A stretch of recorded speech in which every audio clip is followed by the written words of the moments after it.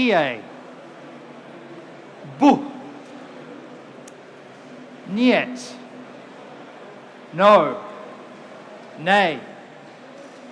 That is the unfortunate reality of my day job as a venture capital investor. And it hurts every time I say it, because I see so many brilliant people come through the door and apply to be funded, to be encouraged, and I have to tell them no. Now, what is the number one cause of that no?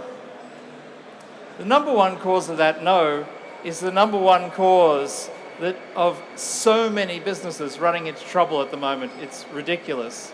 And that cause is there are not enough makers in the business. There aren't enough producers in the business. There aren't enough engineers. There aren't enough software developers. There aren't enough tooling makers. You see, a lot of the teams that come to me for funding, they have this great idea and they want to get it developed. And you ask them and they can tell you that they've got all sorts of talent. But then I actually have to ask them the hard question, which is, how many software developers in your founding team? And the frequent answer is none. We're going to outsource the software to someone else.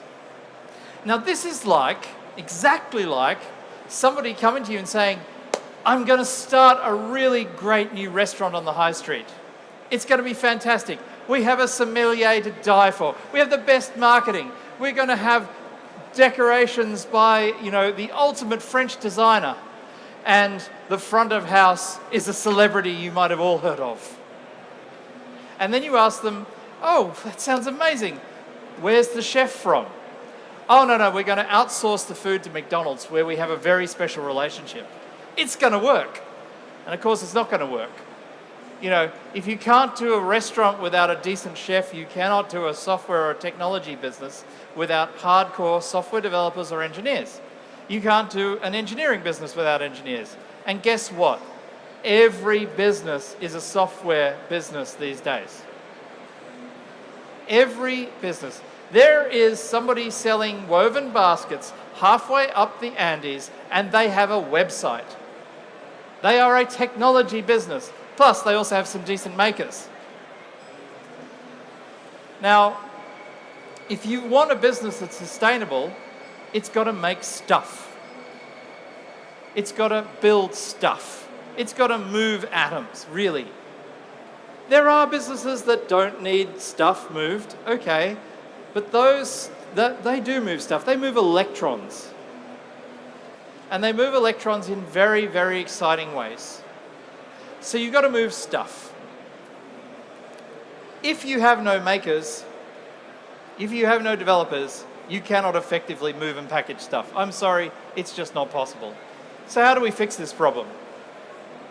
Well, you could rely on the education system to fix the problem, but I would argue that the education system has been a co-conspirator in the problem for the last 30-odd years. You could rely on other industry partners to fix the problem, but you know what? Everybody is now struggling. We've kind of reached peak code. If you heard of peak oil, peak code is more dangerous. So what can you do? Well, about 5 years ago, I was sitting in my office and this young fella walked in and said, I've got a new business. It's an app for commuters and it's based off bus timetables. And I said, well, that sounds great. And he's like 18 years old, just finished his leaving cert. I said, so James, have you got a team? How many software developers are there? And when are you going to build the prototype? And he said, there's a team of 3, we're all hardcore software developers, and here's the prototype, and it works. And he handed me his iPhone, and there are all the buses in Cork moving around on the map. And I'm like, okay, you're 18 again, you just done your leaving cert? How did you get 3 software developers? He said, well, I'm one, and I trained the other 2. And I was like, okay, that's interesting.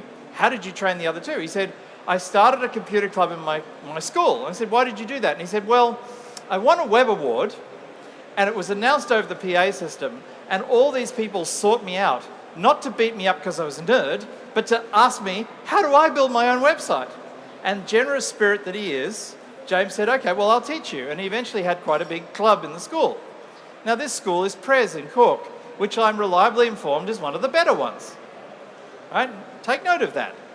Because the next question I asked him was, well, James, you must be very proud. What are you going to do about it now? He said, actually, I'm really upset. And I said, why? He said, because I've graduated, I've done my leaving cert, they've shut the club down.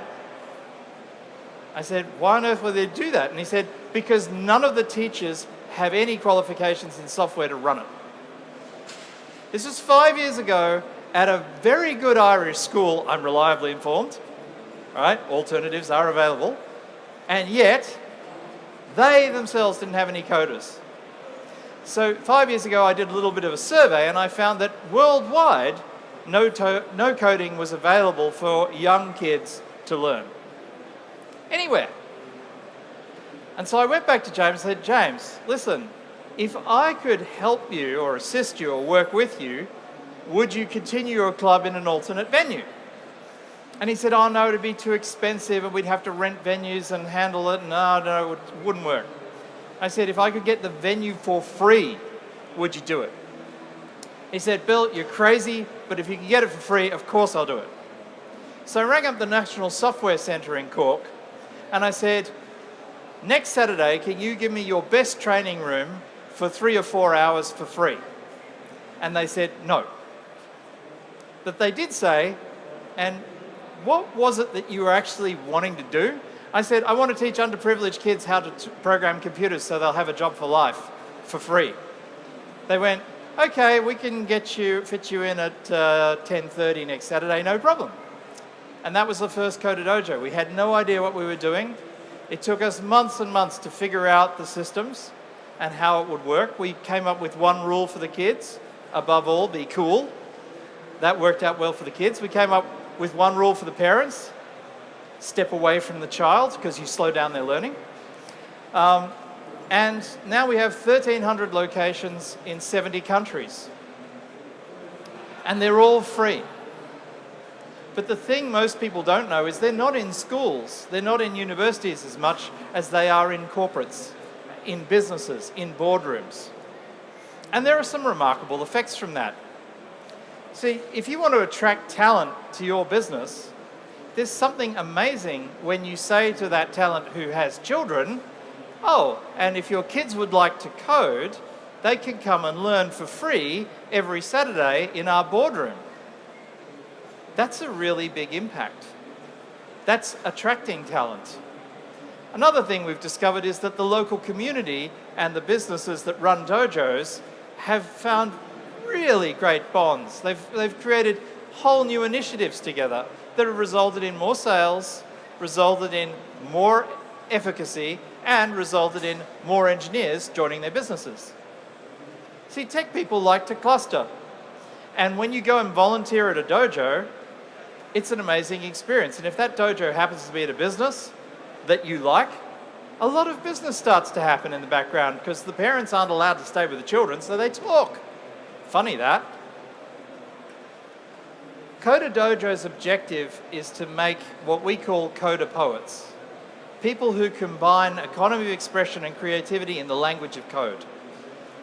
Further to that, our objective is to make Coder Dojo ninjas, that we like to call them, coder poets who play well with others, because they learn this in a social environment.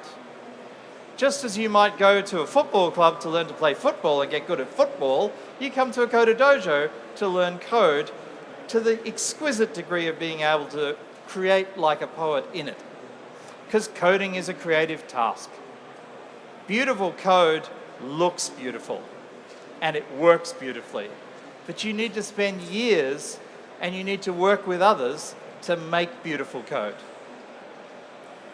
Any of you that have a business that needs engineering or coding or making should consider the power of starting or participating with Coder Dojo to increase the sustainability of your business in a world where technical talent is evaporating. It's being snatched up, it's being taken everywhere. I mean, apart from some recent US immigration policy, which will see a lot of Middle Eastern tech talent come to other places, really it's evaporating. It's hard to get good technical talent. So you want to grow it. You want to grow a community of technical people around your business, and Coder Dojo is a completely free way to do that. And the other thing is, I've seen a lot of very cool ideas come out of dojos which businesses have actually supported to commercialization. A lot of dojo kids actually have their own businesses now. You know, the first 12-year-old to ever create an app on the Apple App Store is a guy called Harry Moran, 12 years old, in my dojo. Kind of proud of that. He's just released that. He released that app. It's called Pizza Bot. Only a child would think of creating robots and pizza together. And he's just now released the sequel, Pizza Bot Reheated, which you can get on the App Store. That kind of creativity is an amazing thing to have around. And don't just think it's only about code. All right? We do say Coder Dojo, but actually there's a lot of other stuff. We've had biocoder dojos, we've had music in dojos. There are dojos all over the world that do robotics, that do making, that do a hardcore engineering, physics even. So you can theme your dojo to suit your commercial needs, as long as you provide it for free. And by the way, the reason James and I decided that Coder Dojo should always be free is because when you charge, you create an inequality. And we want dojos everywhere. We have dojos in some of the poorest communities. We have dojos in some of the wealthiest communities. It doesn't matter because everyone is equal when it's free. When I look at the efficacy of dojo, though, it's the amazing stories that really make it for me. You know, we have a dojo that's actually adjacent to a traveller community. And we had this young traveller girl come in and win an award. And her sister, who's 7, started dojo because her older sister won an award. And I went in and I asked the young sister, you know, so how do you think you'll go with Coder Dojo? And she said, oh, sure, it's in the family. It'll be grand. Yeah, that's a transformative moment, you know. And I know that those 2 girls have gone on to become really good software developers. Like, that's an alternate future that opened up that I think is going to be very pleasing for them as they grow older. Giving kids those opportunities is absolutely amazing. But the best quote out of Coder Dojo so far that I've heard is a young boy was asked by a journalist, what do you love the most about Coder Dojo? And he said, my wheelchair is invisible here. And I mean, frankly, that's what it's all about. Those human stories, creating that connection, that it's also good for your business. And I'm now open for questions. By the way, when you speak and you say, hey, does anyone have a question? The last thing you want to hear is crickets chirping. Now, we won't hear them here anyway, but please, if you have a question, ask it. Any? Just put your hand up. There is a roving mic. Oh, there you go. Thank you very much, Bill. I've had the privilege of interviewing upcoming leaving certificate students, and some of them are in Coder Dojo, and it's really powerful to hear them talk about it. I just wonder about your global reach and some of the poorer countries in the world. Is there much presence there, or is there something that could be done about that? Yep, that's fantastic. One of the things, I've started more than one charity, and one of the things that happens when you start a charity is people tell you it's impossible. And they cite its impossibility by citing an edge case. They say, oh, that's all well and good. You can do it here, but down over here, where it's really hard to do, you'll never do that. My response to that is always do the low-hanging fruit first, and then let it seep out to the edge cases. Encourage it if you will, but find the low-hanging fruit. So in many countries in Africa, also across India, we do have dojos now, and they are at the higher end, and they're starting to seep out into the edge cases. And we are getting to places like Erode in India, little village dojos are popping up. We've got a partnership with both Chip and Raspberry Pi, who make $9 or $20 computers, and we have the entire Coder Dojo curriculum on one of those. And you can just, for $9, you can send that out to a dojo in the middle of nowhere, and as long as they've got tablets or a smartphone, they can start to code. And even if they're sharing one device between 5 kids, they all learn. It's actually oddly better in a way. And so we are getting out to a lot of different areas. So in those 70 countries, we do count many countries in Africa, many countries in India, and several countries in Southeast Asia. But if you have suppliers or subsidiaries or customers in those regions, please tell them about Dojo, because it starts with the wealthy places and it seeps out. And that works because it is always free. Good question. Hi, Bill. Hey, man. It's been a while. I was lucky enough to be at the very first gathering in Limerick, you might remember. Yep. And you came out with another one there that I've carried with me, was Ask 3 Before Me. Oh, yes. And you could see the teachers in the room just go, because you're asking the kids to actually ask kids to, yeah? Have you dropped that? Oh, no. We have many, that's actually not a rule for the kids, it's a rule for the mentors. Got it. Right, so there's a rule for the kids, there's a rule for the parents, there's a rule for the mentors. The rule for the mentors in a dojo, because we don't have teachers, is ask 3 then me. It means ask the kid to the left of you, ask the kid to the right of you, and then ask Google together. And if you haven't got an answer, then you can ask a mentor. But don't expect an answer, because if you've done all that research, very good chance that the mentor doesn't know.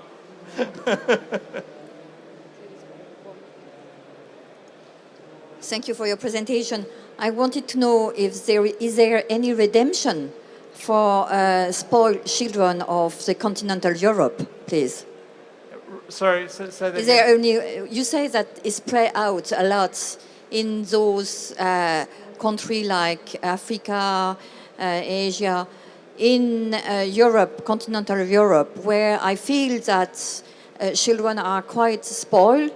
Is there any redemption for them to become as excited as African children? Oh, absolutely. I mean, Italy is our second fastest growing region.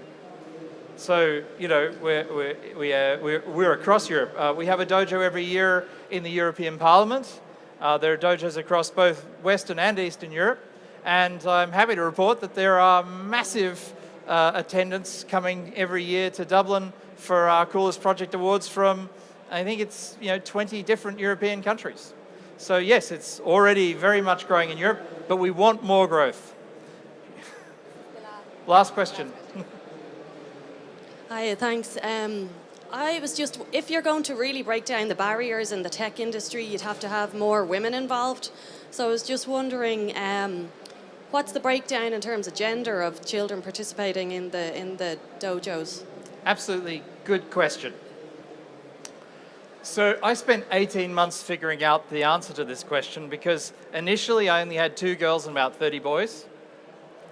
And when I eventually tried everything, all the advice, get role models, get mentors, brief parents, none of that worked. But one day I had the insight, I said, because I saw the 2 girls helping each other out, and I went, you guys are now going to be the mentors for the newbie table for 20 minutes every session. Just you 2 girls. And we went from 2 girls to 50-50 gender balance in about 6 months. So I found out that if girls are in charge, boys stay anyway, but more girls come in and stay. So because we're growing massively, it takes a while to establish that. So at the moment, all dojos, on average, it's about 30% girls. That's still, 2.5 to 5 times the industry average. However, as a dojo gets older and it implements these policies, they trend towards 50-50 girls and boys. So as far as I know, we're actually the best at that particular metric in the world. Thanks very much.